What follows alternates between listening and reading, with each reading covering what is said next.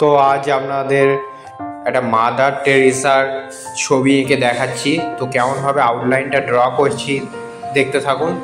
তো প্রথমে আমি আউটলাইনটা পেন্সিল দিয়ে HB পেন্সিল দিয়ে করে নিচ্ছি।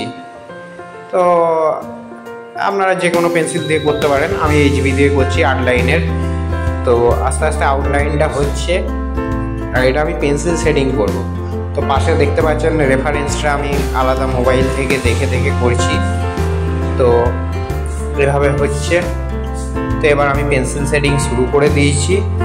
তো হালকা হালকা করে কোথায় যেখানে ডিপ, যেখানে হালকা, সেইখানে সেই অনুযায়ী আমি পেন্সিল ব্যবহার করছি। কখনো HB, কখনো 2B, কখনো 4B, কখনো 8B।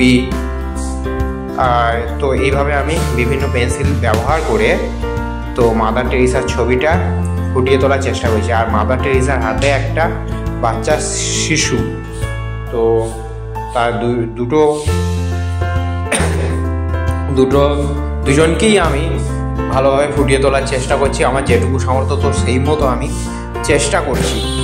তো এইভাবে আস্তে আস্তে আমি ফেসগুলো করছি, ফেসের পর বডিতে আসবো। তো আস্তে আস্তে চেষ্টা করছি যাতে ছবিটা সুন্দরভাবে ফুটে ওঠে।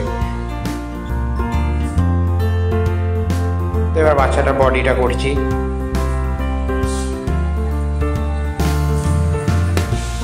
বাচ্চাটার বডিটা মোটামুটি কমপ্লিট। এবার মাদার টেরেসার জায়গায় জায়গায় শেডিংগুলো করছি, যেখানে গালের মাছ পড়ে আছে, যেখানে যেমন আর কি স্ট্রাকচার যেখানে যেমন আছে সেইভাবে আমি রেফারেন্স দেখে দেখে ফুটিয়ে তোলার চেষ্টা করছি।